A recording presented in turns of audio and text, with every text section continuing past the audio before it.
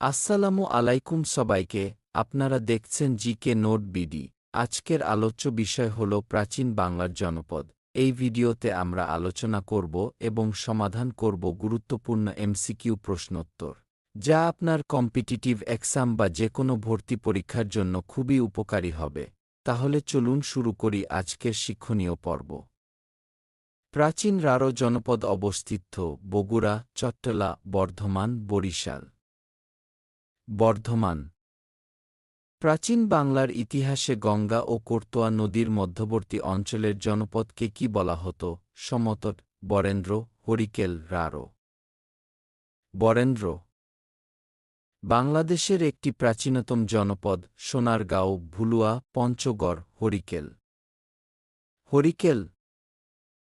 বরেন্দ্র গবেষণা জাদুঘর কত সালে প্রতিষ্ঠা করা হয়? ১৯০৫, ১৯০৬, ১৯১০, ১৯১১। ১৯১০। প্রাচীন বাংলার হরিকেল জনপদ অঞ্চলভুক্ত এলাকা, রাজশাহী, চট্টগ্রাম, দিনাজপুর, খুলনা। চট্টগ্রাম। প্রাচীন বাংলায় সমতট বর্তমান কোন অঞ্চল নিয়ে গঠিত ছিল? কুমিল্লা ও নোয়াখালী, ঢাকা ও কুমিল্লা, খুলনা ও যশোর, রাজশাহী ও রংপুর। কুমিল্লা ও নোয়াখালী। বাংলার বৃহত্তম জনপদ ছিল বরেন্দ্র, সমতট, বঙ্গ, হরিকেল। বঙ্গ। সমতট জনপদের অন্যতম নিদর্শন বরেন্দ্র জাদুঘর, শালবন বিহার, ভাসু বিহার, শিলা দেবীর ঘাট। শালবন বিহার। বাংলার প্রাচীন জনপদ কোনটি? গৌড়, হরিকেল, রাঢ়, পুন্ড্র। পুন্ড্র।